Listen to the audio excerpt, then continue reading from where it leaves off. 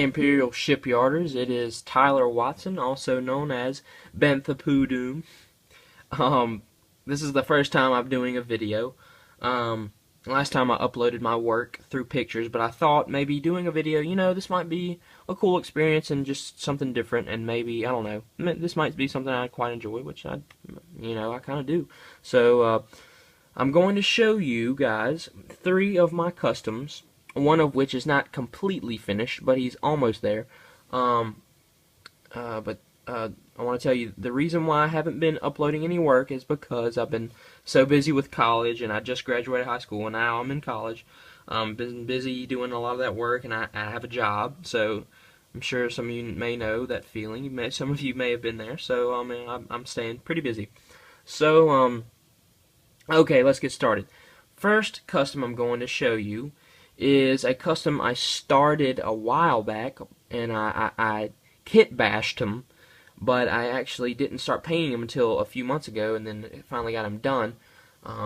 But he is one of my favorite works, my Darth Sion custom. I used the recipe of this figure is the whole legs are from a Ghost Rider figure that was recently released in the past few months, I want to say.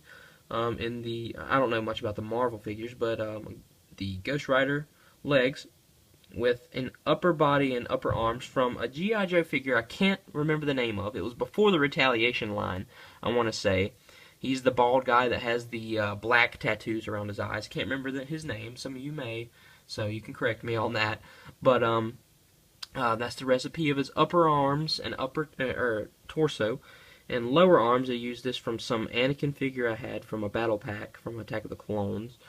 And I used the lower arm and the head from the Doctor figure from Rise of the Cobra, which later becomes Cobra Commander. That is the recipe. And for his belt, it's interesting. It's kind of a trick I've learned from another website I used to be a follower on for customizing. I used his belt. I made his belt out of medical tape. Yes, medical tape. I cut strips out, cut the main strip and then cut loops. You can cut the medical tape any size you want. I mean, it makes great accessories for things that you're missing. Maybe if that sculpt work just can't quite capture an accessory that you're wanting to put on your figure, medical tape will work, most likely.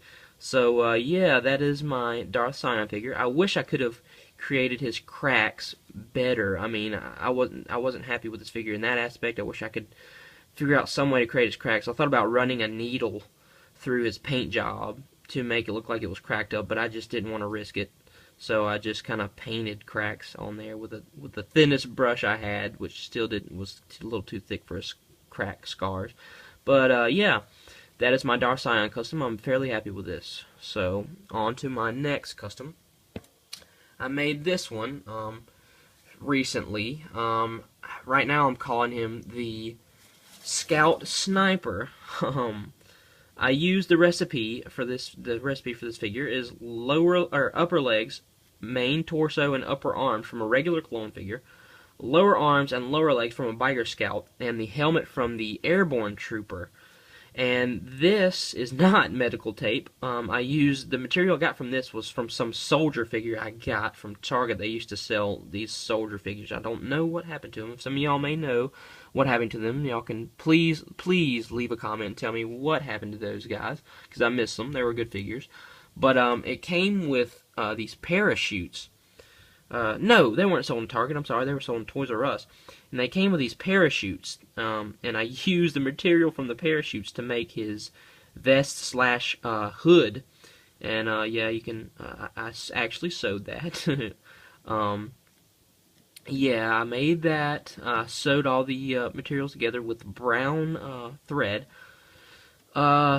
His helmet is removable. It uses the head from the rebooted several times Jango Fett figure. I'm sure you know which one that is. Some of y'all are familiar with that one probably. So, and I used his rifle. I made as a hybrid of 2 separate guns. I used a clone sniper rifle, I guess. It comes with a lot of it used to come in those little accessory packets that used to come with the figures. It's that sniper rifle, and I used the front part from a light machine gun figure that came with a soldier. So yeah, that is my Scout Sniper. And my last custom I'm going to show you guys is I was inspired by Starkiller to make this guy. I wanted to, well, first of all, he doesn't look exactly like Starkiller. He doesn't use Starkiller's head.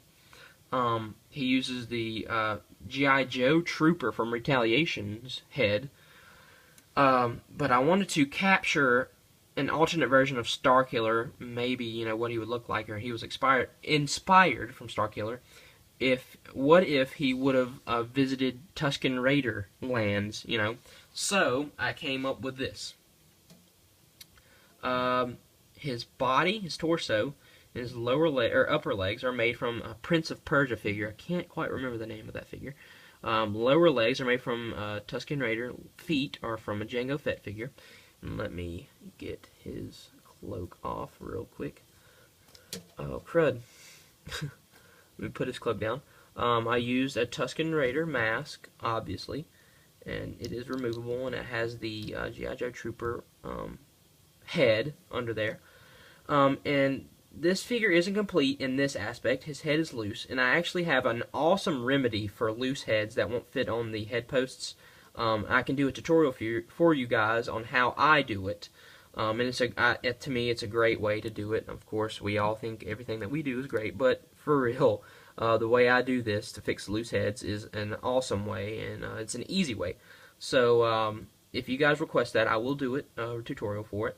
And I'm also not finished with this figure in aspects of I'm going to glue these knee pads I kind of conjured up for this guy. I have 2 of them. And on the back of this figure, it comes with this little hole that I have a piece that kind of adapts into there. This piece right here has a clamp on it, but I don't want to try to fiddle with it right now. But it actually clamps on a gaffy stick on his back, so that's what I kind of wanted to go with, that Tusken Raider vibe. And of course, I have a red saber for him over here, for him that he uses too. So that's it. That's pretty much it, guys, for my latest customs. If you enjoyed it, please tell me in my forum, whether it be positive or negative feedback. It doesn't matter. I enjoy feedback, period, and I like constructive criticism.